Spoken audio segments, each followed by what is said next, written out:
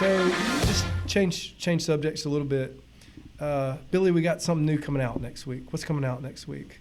Aren't the guys, are they brewing another Sholey? Is it Skywater? Don't we have some more cans? We're brewing a little bit of everything right now. We got some pilot batches going that are really cool that hopefully will be coming out in the next little while. You just finished a little bit of one? Actually had a little taste of one, a little rye IPA. Yeah, talk more about a little them. rye IPA. Yeah. Well, the rye is actually inspired because of our farm. It's, one of those beers that I don't know if it's necessarily going to be part of our field series, but it is part of our field series because it's coming from our field. So, but yeah, we're really excited about that because it's geared towards highlighting our farm. So we're really excited about the rye. I can't really say the name yet, even though I want to. But most importantly, we have some more of these bad boys coming out next week. More of the That's Skywater. exciting. More Skywater cans, which are heavily sought after So people should in be the happy Albany to hear area. that. So Yeah, I think definitely. people will be excited to hear that. So And so we're going to ramp up production, or are we going to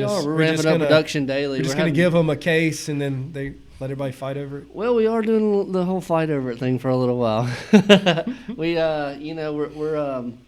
We're really high on quality, as we've talked about before. We talked So about is a that little bit why about. we haven't produced more? It is. It's the quality of our product. It's making sure that the Skywater in this can is exactly like the Skywater that comes in your pint glass in the tap room. It's highest quality that you can possibly get, and as fresh as you can possibly get it. So that's key to us releasing our beer in these smaller amounts. Is we're just trying to. Our brewmaster and our head brewer are working daily trying to figure all that out and to master it and to make sure that each Skywater you drink is the same as the last one and the same amount of quality. That's cool. So Sholey comes out, or Sholey has gone Sholey's out. Sholey's in the market. We're at all your local package stores, all your local convenience stores. Everybody's carrying us right now. I know they've been flying off the shelf as well, so if you haven't gotten a six-pack, you need to.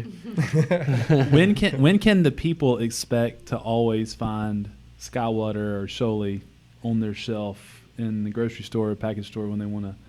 Later buy this your year. beer? Okay. I mean, Awesome. not as far off as you would expect. It's Okay. coming. We're working daily towards gearing up for that type of production. Cool. And not to mention the cannon line's a whole different experience for everybody. Oh, yeah. Yeah, and I'm proud to say I'm part of the cannon team. I get to stand over there and stack boxes and put the tops on the cans. So it's been fun to be a part of that, and then just to be a part of that whole manufacturing process, like you talked about, and then to go to the store and say, man, my hands were on that product as it was being, developed and put together and put out in the market. So yeah, it's a pride thing, and I think. Even if you just go to the tap room and you look in and you're like, oh, man, I was just there and saw that cannon line. I was there, last week when they were running it or whatever, and then you see it in the store. So it just draws people to it. Well, it's kind of like I said earlier, too. Beer, bourbon, food, anything where the person that makes the product, it tastes better. The one exception to that, you make a salad at home and you made it, it doesn't taste better. That's right. Why are you eating salads? Why are you all the eating beer I salad at drink, home? I should eat a salad. Right. I will grill you something. Come over. I grill ribs every Put a big weekend. steak on top of your salad, it tastes better. Maybe it does taste better. Yeah, that's daughter's orders. Okay. All Yeah, exactly. I'm going to open one of these. So as I'm talking about it. are we so as far as the Gosa goes, is that coming out anytime soon? Have we figured That would that make out? me so happy. Let me just say that. What's that? Goza It in goes in cans. Goza in cans is a work in progress. We are trying to figure out how we can do that. It's Why is it a work in progress?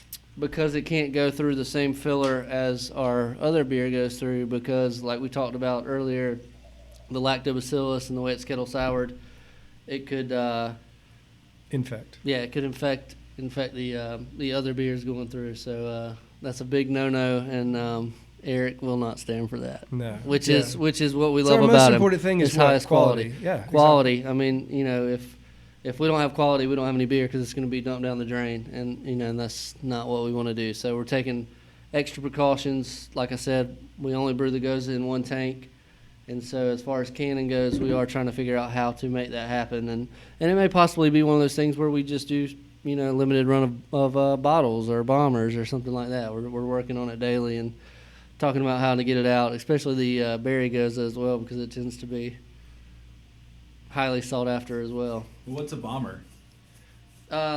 It's a bigger bottle, the 22-ounce bottle. I don't know. We actually got comic relief. Bomber is something else. Yeah, we actually got comic relief. That's really cool, though. Like, even though people really want to be beer. able to see it in the package store or in the supermarket, the fact that you're taking so much care in what you're doing, and you may, I'm not saying you will, you could get to a point where you say, you know what, this is all that we can do, and we're really comfortable with that. Right. And people will still want your product. Right. And So craft it's pretty drinkers, I cool. think, understand that more than anything because they know it's a craft product and it's an art form and it's a quality product that they're getting, and they're not going to, I mean, if you put out an inferior product, that's worse than not having it out there. That's worse than not having it. Well, and the So- fact that people can come down to the tap room, they can see you make it. Right. They know how much care you're putting into it. They can sit there, they can play a game of chess, they can turn their shoulder, and they see people making beer. Right. It's really cool. Right. You see Eric doing pull-ups on the... And Kirchner, I mean, he up. worked at one of the best breweries in the world, and so he brings that technical skill and I don't know fanaticism to what he does here, and us trying to tweak our product line and our ingredient source list, using the products that we get from the farm and taking those and the it really takes the terroir of where we are here and brings it to what people are drinking in downtown Albany, and that's super cool. I mean, that is I couldn't have dreamed of anything better or a better story than that. I mean, it's just not. I mean, from Texas to Virginia, there's nobody else that is truly doing that. Right. That's farmed for a generation that is using that and has a brewer of that category or caliber who's here, and it's just like world class. Well, Coates and Clark's been here for 100 or how long? 80 years? 80 years, almost 100 years. 1940s. And I would never compare ourselves to them because of their longevity. We're just getting started. But the idea that breweries are some of the longest lasting businesses in the world. Mm-hmm. I mean, if you look at Guinness, they've been there since I think the 1500s. So taking that and doing a really good job of it, I think people rally around that. Just the idea of the. They have rallied around it, and I mean this goes way back in the conversation. But you talked about people leaving on the weekends. Well, I can't tell you how many people I run into in the tap room that I haven't met before, and I'm kind of like, man, where have you been? I don't know you. You not go to the moon? They're like, well, we go out of town on the weekends. We go, we go to Atlanta, or we go to Tallahassee, or we go to Macon. But now here they are standing in the tap room on a Saturday, waiting for the band to play, or just enjoying a pint while their kids run around. I mean, it's just. Well, and you were really all that builds smart up to with do that. it where it was family friendly. Oh yeah, I mean, and dogs. Don't And forget dog about friendly. I've dogs, seen them yeah. all. Like our daughter, we'd love to bring her down here on the weekends, and she We've had a wants to cat. play chess. Yeah, it's really. Really, We've she had a likes cat to- on a leash. Yeah. You have? Oh, I think Cats I are saw weird. that. Let's go ahead and put that out there on the podcast. Cats are You're weird. the only Cats one on here who leash. doesn't like cats. Because they're weird. I'm not a fan. Because they either. don't like you. But it's been really cool. Like you can engage a really diverse audience, from little kids to complete older folks, and everybody has a really good time. We love to come and play Candyland. Okay, play chess. I love the kids are doing cartwheels in the grass. They're playing the big massive Jenga. They're yeah. meeting other people, and then you're doing the pop-up markets also with Farmer Fredo and with Tift Market, And those have done really well. That's they're one of so They've done great. popular. Yeah. I think y'all actually put out a post the other day that said, just so you know, Farmer Fredo won't be here. He's going on his Yeah. anniversary trip. Yeah. But we're still open. Right, So yeah. it was great. Farmer Fredo, he's a whole nother podcast. We can probably do a whole podcast on Should. Farmer Fredo. Even my mom, who I've never seen drink a beer, said she may start drinking beer so she can hang out at the brew tap room. Well, I don't actually She drink likes beer the either, place but so I much. love the berry goza. Yeah. It's delicious. It is. Yeah. My mom drives my dad. My dad never lets my mom drive, but on Sundays he comes and has a beer and lets her drive him home. It's pretty amazing. Well, one thing that's cool too about your location across the street here is that we've seen some research that said, what do young people want in a town? And they want high-speed internet, and they want a place to bring their dogs. So there you go. You're getting one of those.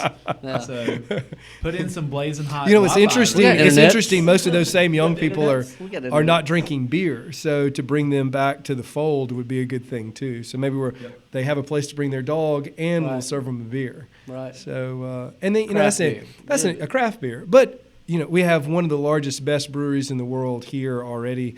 Kudos to Miller Brewing. They're awesome. And they're not our competition, which is what people should understand. You know, we're a very small, very distinct market. We're probably 7%, maybe even 6% of the overall beer market, which is even less than the total alcohol sales. Mm-hmm. Our main competitor really is wine and spirits.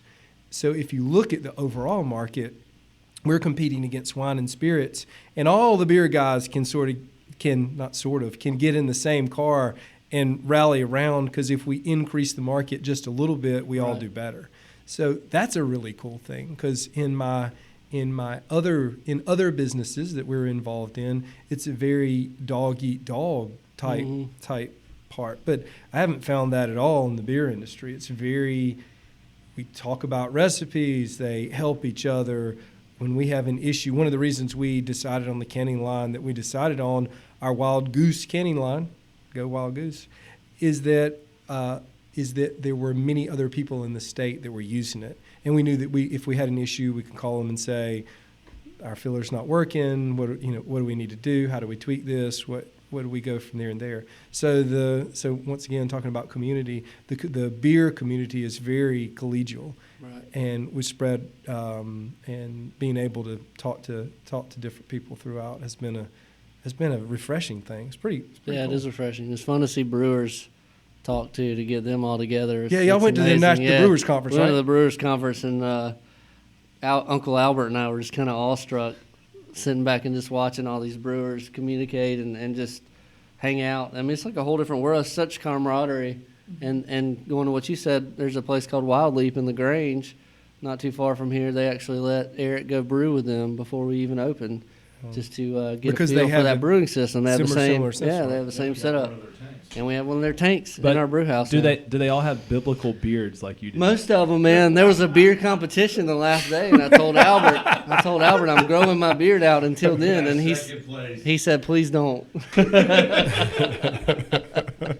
But yeah, there are some glorious beards there. You talked about the cooperation within the beer industry and these craft brewers, and I think we can look at the big industry and see the same. I think there's always and certainly we've experienced it here, where you think, well, our industries are always competing. Well, some of them are, but for the most part, even when they're in competition, there's still good people that want to help each other. And that's one of the cool things that we've seen with our smaller businesses and with our larger industries is informing relationships and building trust and building partnerships. You could be at one business, one big industry, and say, hey, I'm struggling with this, or what are your thoughts on this? And you call who could be conceived a competitor, and they're willing to work with you. And that's a really cool thing. I don't know if it happens in all communities. I do know that it happens here, and I think it says something about our people. It does. Albany's always had that sense of community to me, and I think especially as I've been more in the business world as an adult, I've seen it. Just people help each other out. And I mean, it's all for the good of the community. And I mean, you know, it's just about taking care of the community and taking care of everybody in the community, having everything available that they need to just to accomplish what needs to be accomplished. Neighbors together. Find other neighbors' dogs and bring them home. Yes, Things like that thankfully. happen. You know, are there kids try to keep them? That's a story. So That's one of there. Podcast disclaimer: Billy and I are actual neighbors. We live across the street from each other. Yep. And then we are work neighbors. Absolutely. Across the street from each other as well. We actually ride a tandem bike to work every day. We do day. sometimes. We do. I yell out the window, "Heidi ho, neighbor." Every morning. You probably do. I mean, he really does. He probably didn't have a shirt on either. Sometimes. There is a pretty funny overall story about me picking up pine cones in the yard. And your little girl asking who the farmer was. Or Oh, something yeah, like that. What was that? So pretty funny too. I also saw Billy's son one time just throwing the pine cones in the bushes. Yeah, I was like, go outside and pick up the pine cones. So apparently he had pine cone duty the next day after I ratted him out. And then I think he threw him in the street. Sorry, Bo. If Bo's listening, sorry about I'm that. surprised you didn't start throwing them in your yard, tattletale. He will now. Yeah, he will. Just chuck him across the street. He's getting about the age so he can pull some mischief. So watch out. You're right. I mean, community in Albany is, a lot of times people ask, what's the best thing about Albany? It's the people. Oh, yeah. It's the community of people that we have. Right. And so to see what y'all have done to bring people together downtown and build community is amazing. If there's anything that we could do over the next and part of the whole idea of this podcast series was to promote positive thoughts, positive comments, positive conversation about not only the downtown, but just about Albany in general. And when it seemed like that when I first came back almost a decade ago, that there wasn't a lot of positive commentary that was going on about the city. You hear, and still there's a lot of negative stuff, and I don't deny that we have our issues, but you have to look to the future. You have to think positively. Yep. You have to find the problems and fix them. Don't just talk about them. Don't just, in general, let's compete against, Macon seems to have gotten their act together. I lived there for a decade going to residency. I wouldn't have gone downtown because I would have been afraid of, getting hurt. Now they completely changed it. Yeah, they got an awesome downtown. It's amazing. They've got bar after bar. They've got breweries. They've got places to go eat, diners. They outfitters. They're setting up to go on the river there. So it's really look into them and let's compete with them. Let's do better than they did. Okay, We've got all the tools, all of the natural resources. All of the people here that care about the community, and so let's go out and do it. Mm-hmm. And that's what this is about, and I hope that's what our voice is going to carry over into. Well, sometimes it takes a couple of people to make that change in downtown. I mean, you look in Macon, at what my buddy Wes has done there. Wes Griffin, and taking on some Creek 100 Point. Creek 100.9, Rookery, the Rookery. He's an amazing guy. And y'all partnered with him on some and promoting the beer there. Yeah. And you look at what he's done and taken upon himself to try and help revitalize downtown Macon. I mean, that's really what y'all have done. And continues to do, even though downtown Macon's thriving. They're still looking at more ways to make it better and better. And I think that's what we have to do. I worry sometimes people are like, oh, we have a brewery downtown. We're good. I mean, we need more. We need to continue to grow. We need to strive to bring more people down, even more so than we brought down to the brewery. That festival atmosphere that promotes arts and promotes downtown music and promotes festivals and those things and continuously brings people here. Not only our people, but we want to get to the point where the people in Thomasville and people in Valdosta and people in, I think back to my chairman, people in Dothan are coming back to Albany to look at the cool things that we have to offer. Yeah, and once we get, we're bringing in some folks in a few weeks from Atlanta who help us with economic development on a statewide level, and I asked one of them when I found out that they were going to come. And so, what do y'all want to do? We want to go to your new brewery. First awesome. thing. So perfect. That's what they know. Yeah. Sweet.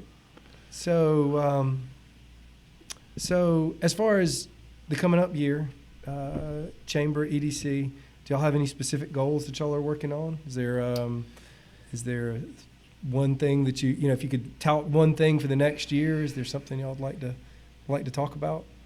I think for us at Economic Development, it's continue to promote our existing industries and then also tell the stories of successes that our industries have had here in order to help recruit new industry. And so I think we're going to see that pay off in the next year of bringing in new industry. And how do we promote that? And how do we get people to be more proud of what happens here in our community will always stay a focus of the work that we do. On the chamber side, the chamber has a very broad program of work. We're involved in everything from public policy to economic development to small business to workforce. And it's very, very large in terms of what we're involved in and its impact on the community. So for us, part of it is how do we better tell the story of what Albany's assets are and how the business community plays into affecting all of these things, military affairs, for example. And then from there, how do we find ways to strengthen what we're doing? Because ultimately, from a chamber standpoint, what we do isn't for the benefit of the organization. The organization exists for the benefit of the community. And so how do we utilize our resources in our business community? How do we rally as business leaders to drive that change, to drive the positive growth that we're seeing? So that's where we're focused. That's where we've been focused, but we'll continue to tailor that. So when you say drive the change, do you come up with policy? Do you call businesses? Do y'all say you should do this better? How does that particular part of it work? We do. We have a pretty strong public policy program through our legislative affairs, where we work with our city and county officials. We work with our membership, our business members, to identify what some of the priorities that they have are and some of the ways to improve the businesses. What does it take for your business to grow in this community? And so we work through that. We do the same on a state level. We have an annual state legislative agenda where we work with the Georgia delegation to affect those changes. Here's where we stand as a community, and here's what we need you to do. And we have a lobbyist that helps us with that, is in Atlanta all of the time doing that work. And we do the same on the congressional level. So working with our federal partners to do the same in terms of policy. We spend a good bit of our legislative energy at the federal level working with the Pentagon and with the Marine Corps to continue to drive positive momentum there and to communicate the importance of our Marine base here in Albany and what we're doing as a community to strengthen it. So we work with our membership to identify a broad area of policy and needs. We also work with our governmental partners, though, too. And this is where not all communities are built like we are, and we've been very intentional, especially in these last 4 and 5 years, of reaching out and saying, all right, public-private partnerships, right, or just public-private sectors coming together. So we work with our city or county to identify some common goals and some common public policy items that we can agree on and say, this is what we need for our community, and we push and we drive those. How do you come up with the new ideas to help bring new things here? Or is that a bad question? I don't know. I think it's a bad question. Okay, awesome. No, I mean, there's lots of ways to drive the change, right? So sometimes it's sitting across the table having lunch and sharing ideas, or having a beer and sharing ideas. Sometimes it's a formal meeting. Sometimes you've surveyed a broad population, you've identified what some of the key things are, and you present it formally. So there's a variety of ways in which we have a relationship and we exchange information about what we need and what our ideas are and where we're going. And again, some of the best ones really are born out of, hey, what do you think about this? I was thinking about this Skywater. today. Right. And what do you think? And we do that. I mean, we have great relationships with our local governmental elected officials, and again at the state and the federal level as well. And so we can have those more casual conversations where we can say, this is what we're thinking. This is what we're hearing from our business partners. This is what our business community needs. But there are occasions where we take a much more structured and formal approach as well. So one of the things that we care a lot about is, and we've talked about it with Skywater, is our water resource. And the Flint River is one of our biggest water resources.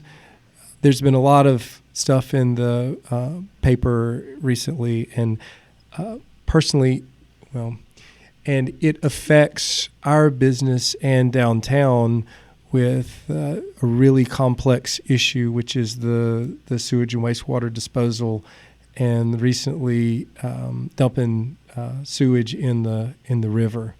So one of the things we want to do is highlight some of the issues. We're going to have Gordon Rogers with the River Keepers here on in a few weeks to discuss some of those and talk about that with some of the downtown leaders. Let's just briefly touch on it, just kind of as a lead in to that conversation. Because for me personally, and I understand the issue. The issue is we have a 18th century, 17th century city, which was built here, and in the 1700s with 5,000 people here, it was okay to dump everything in the river. Nobody really knew any different. We didn't understand ecology. Probably people didn't even understand cell theory at that time or bacteriology at that time. So, and now that we've grown, the sewer system or the wastewater system is now hooked up with our others, and then that transports water to our water treatment plant, and all of that stuff is right by the river, and we actually have a permit to dump in the river, and that's not the right thing to do. I agree. I mean, it's not good, but it's legal, I guess, from the standpoint of the state's concerned. So it's one of the things we're going to be highlighting. Just if y'all have any comments on it, please talk about them. Infrastructure is important for a community. I mean, that's how we live, is by having infrastructure that works. And a lot of times it's out of sight, out of mind. Yep. Kick the can down the road. Yeah, if it's working good, we don't think about it. But when it backs up, no pun intended, is when there's a problem. So I think we've got an opportunity to invest in modernizing our infrastructure. That's important for our leaders to consider. The infrastructure that we have has failed us recently. Mm-hmm. One good thing, though, to remember to point out is that the Flint River benefits from the aquifer system that we talked about earlier that's Sure. here, where we put enough water back onto the surface out of the aquifer that it actually benefits the Flint River. So how do we balance that with the infrastructure that we have and improving it and continuing to grow the community? It's a tricky situation that I'm kind of glad I'm not in charge of making those decisions of how to manage it. Well, but it's a conversation that the community needs to have. Yeah, don't you agree? Definitely. No, I agree. And if you look back to 2016, we talked about SPLOST a little bit earlier, their special purpose local option sales tax. If you look at SPLOST in 2016, a lot of it really was, they weren't sexy projects. They were infrastructure projects. They were those projects that you don't see and that you don't know you need. Yeah. Right? Or the citizenry perhaps doesn't really understand the level at which we need them. They did. They passed it with, I think, nearly 80% approval rate. So they got it. And so we know that we are investing in infrastructure. Are they the right investments? I think so. And when are they going to come online? And some of those funds come online. It's a special purpose local option sales tax. They come in through the sales tax. Mm-hmm. So the more you shop local and the more visitors we get to Albany, the more that pot of gold sort of fills up. But certainly the infrastructure component, it's big. It's big for everybody. It's big for small business. It's big for citizens. It impacts our ecosystem. It's important for large industry. Right. And understanding that we've got a 17th century city, founded 1840s era. And so, and trying to bring that now, we actually only dumped our sewage and our wastewater into the river in the 1960s, and then the EPA stopped that. So as early as then, everything was going in there. And so we've advanced a little bit. We actually increased the capacitance of our wastewater treatment program. But we have two issues. We have the issue of the water runoff, and then we have the water runoff combined with our sewer system, and those things are both connected. And then when things flood, which they tend to do, we're in South Georgia, we're subtropical. We've had so much rain recently. Everybody should understand that. And then we'll have a hurricane, so everything's going to dump into the river every once in a while. So trying to bring those things, and there's a price tag and there's a price associated with it, but if we care about our environment, if we want to have a sustainable environment and ecology for our kids going forth in the years to come, 200 years from now, then we have to deal with these issues. And it's a matter of being an adult and being priority driven and using science that we understand and benefit us. So sort of to end up with one good last question. What is the thing that y'all are most proud of, your accomplishments you're most proud of? The brewery. Awesome. Having a brewery across the street. Yeah. Besides the brewery, maybe I should caveat. For me, I could list off, businesses that we've worked with and initiatives that we've driven, and those are all worthwhile discussions in terms of new industry, existing industry, small business growth, workforce development programs. I think for me, what I'm proudest of is being part of a real collaborative team who has brought a different perspective to Albany and who has allowed for a new vision for the community. So the Albany that I moved to in 2002 is not really the same Albany today. It is from a certain perspective, certainly, but from a community pride standpoint and from an external branding standpoint, it is significantly different. So I would say, for me, aside from things that we can quantify, again, programs, initiatives, breweries, all of these other things, it's being part of a team that says we're a great community and we can do some really awesome stuff. We've just got to get around the table and figure it out and then do it. Right. And that's exciting to me. I like to build things. Yeah. And so aside from the actual tactile construction of projects, I like to build community. And so that's what I'm most proud of is being in the throes and being given the opportunity to work with amazing people to build this community and see what it can be. I mean, it can be something so awesome. You just gotta do it. Think about it and do it.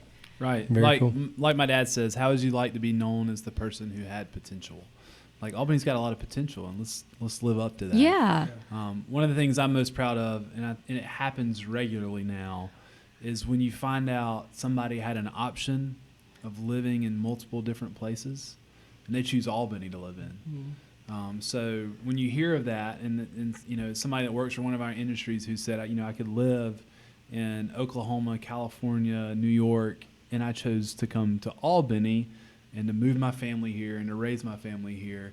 It's a little bit of reassurance, right, for somebody who's from Albany, that moved back here, raising their family here. To hear that, but also makes you feel like Albany's got a little more swagger than people think that it does, and that it's got that magnetism that you want in a community. So that's when I'm most proud, is when I hear of somebody who could live anywhere and they choose to live in Albany. Very cool. You guys do so much, and we've been talking about Coach and Clark.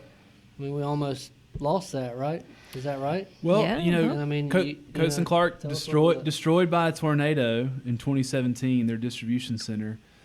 Could have rebuilt their distribution center anywhere, but chose Albany, as they did 10 years ago. And so rebuilt a 380,000 square foot distribution center, employed 100 people here, and distribute product all over North America from Albany. Pretty cool project. Right. That's awesome. Yeah. I think we will have Gordon Rogers and several of the city commissioners on to talk about the combined city, combined sewer system and wastewater disposal next time, and the issues that we've had there. Keep positive. Say something positive about the city, and drink Pretoria Fields beer. Thank you very much. Cheers. Woo. Thank you.